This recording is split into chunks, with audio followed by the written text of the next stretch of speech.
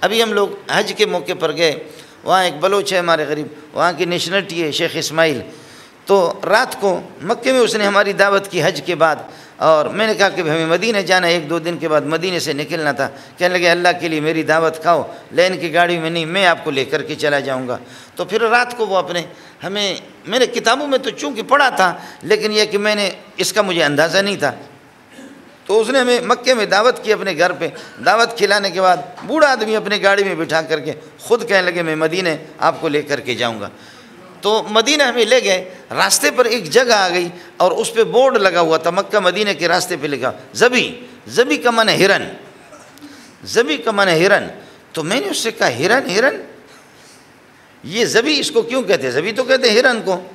تو اس نے کہا، چونکہ کتاب میں نے پڑھا تھا، تو انہوں نے کہا کہ آپ نے کتاب میں نہیں پڑھا ہے کہ ایک ہرنی کو ایک شکاری نے پکڑا تھا، شکار کر کے اس کے گلے میں رسی ڈالی تھی اور اس کو ایک درخت کے ساتھ باندھا تھا، اور پھر وہ شکاری خود سو گئے، حضرت اقدس کا یہیں سے گزر ہو گیا، تو وہ ہرنی فریاد کر کے کہنے لگی دنیا میں اگر کوئی میری فریاد کو سنے اور ہم مظلوموں پر کسی کو ترس آ جائے تو وہ محمد ہی ہو سکتا ہے اور کوئی نہیں ہو سکتا، اے محمد میرے لیے سفارش کرو، میرے سفارش کرو۔ جھاڑیوں کے اندر میرے چھوٹے چھوٹے بچے ہیں۔ تو حضرت اقدس صلی اللہ علیہ وسلم متوجہ ہو گئے اور حضرت آ گئے، یہاں تشریف لائے قریب، اور شکاری کو جگا کر کے کہ فرمایا میرے محمد کی ضمانت پر اس کو رہا کر دو، اس کو چھوڑ دو، جیسے اس کا کہنا ہے۔ جھاڑیوں میں اس کے چھوٹے چھوٹے بچے ہیں اور یہ گھاس چننے کے لیے باہر نکل گئی تھی اور آپ نے اس کو شکار کر لیا، اس کو چھوڑ دو، پھر تماشا دیکھ لو کہ یہ آتی ہے واپس یا نہیں آتی۔ تھوڑی دیر کے لیے اس کو چھوڑ دیا، انہوں نے دیکھا کہ وہاں سے 10-15 منٹ نہیں گزرے کہ اپنے چھوٹے بچوں کو لے کر کے محمد کی خدمت میں پہنچ گئے۔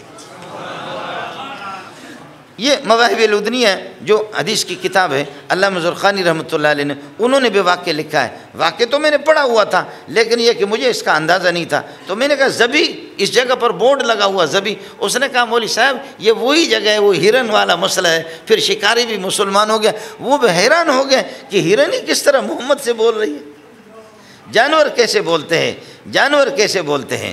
میں اور آپ، ہم تو یہ ہے کہ ہمیں قرآن نہیں بولنا ہے، ہمیں درود بھی نہیں پڑھنا ہے، ہمیں دس از مائی چینک۔ وہ ہمارے بروئی بلوچ سندھن کے ڈسبت ایڑی انگریزی یہ لگے تو ہی نجی ماں جگہ وہ انگریز تھی گئی ہے، ایسے لگ رہا ہے کہ ماں اس کی کوئی سندھی گزر گئی ہے انگریز۔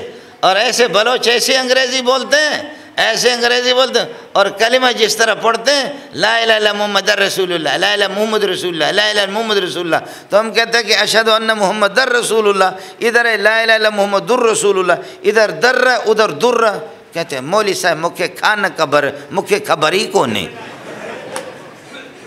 ارے بابا ہتے جو کو ہے اشہد ان محمد رسول اللہ، اور کلمے میں جو کو ہے اشہد ان محمد در لا الہ الا محمد رسول اللہ، ہتے در ہتے در ہی چھاجے کرے مولوی صاحب مکھے کھان خبر اساں کی خبر ہی کونے، تو کہ موچڑا لگے پتہ تو کہ خبر تھی۔ ہم تو حال ہے، ہمارا حال تو یہ ہے نا، اس حد تک ہم لوگ انگریزی ایسے بولتے ہیں، ایسی انگریزی بولتے ہیں۔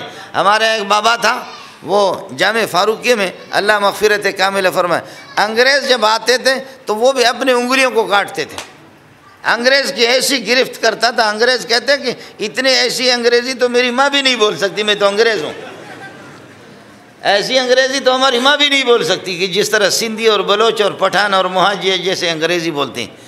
ہاں ہاں ہاں ہاں ہاں ہاں ہاں ہاں ہاں، ہمیں نماز کا تو کچھ، قرآن کا تو کوئی پتہ ہی نہیں ہے۔